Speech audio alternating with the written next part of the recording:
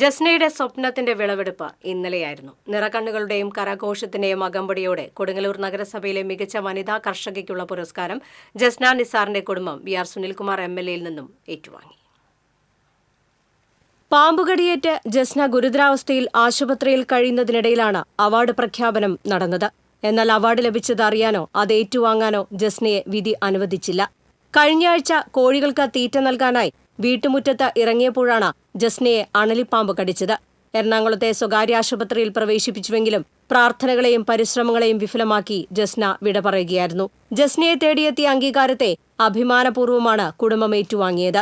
ഉമ്മി വാങ്ങിക്കേണ്ടതാണ് ഞങ്ങളിപ്പോൾ വാങ്ങിക്കുന്നത്. എന്നാൽ കൂടി ഉമ്മിക്ക് എപ്പോഴും ഞങ്ങൾക്ക് കിട്ടണം എന്നുള്ളൊരു ചിന്തയുള്ള ആളായിരുന്നിട്ടുണ്ട് ഉമ്മി. ഞങ്ങളിത് വാങ്ങിക്കാൻ വരുന്നത് മനസ്സിൽ വളരെയധികം സന്തോഷത്തോടു കൂടിയാണ് ഇത് വാങ്ങിക്കാൻ വരുന്നത്. കൊടുങ്ങല്ലൂർ ടൗൺ ഹാളിൽ നടന്ന കർഷക ദിനാഘോഷ ചടങ്ങിൽ ജസ്നയുടെ ഭർത്താവ് നിസാർ, മക്കളായ നാസിം, നഹ്ല, ജന്ന എന്നിവർ ചേർന്ന് പുരസ്കാരം ഏറ്റുവാങ്ങി. ലോകമല്ലേശ്വരം വെസ്റ്റ് കൊല്ലിയിൽ നിസാറിന്റെ ഭാര്യയും വട്ടപ്പറമ്പിൽ പരേതനായ അബുവിന്റെ മകളുമാണ് ജസ്ന. 3 മക്കളിൽ ഒരാളായ ജന്നയെ 3 വർഷം മുൻപ് നഗരസഭയിലെ മികച്ച വിദ്യാർത്ഥി കർഷകയായി തിരഞ്ഞെടുത്തിരുന്നു. പുരയിടത്തിലെ പച്ചക്കറി കൃഷിക്ക് പുറമെ കോഴി വളർത്തലും മട്ടുപ്പാവിൽ പൂക്കൃഷിയും ജസ്ന നടത്തിവന്നിരുന്നു. സ്വന്തം ബ്രാൻഡായ ഓർഗാൻസോയിലൂടെ മൂല്യവർദ്ധിത ഉൽപ്പന്നങ്ങളും വിപണിയിലെത്തിച്ചിരുന്നു. TCV news, Kodungallur.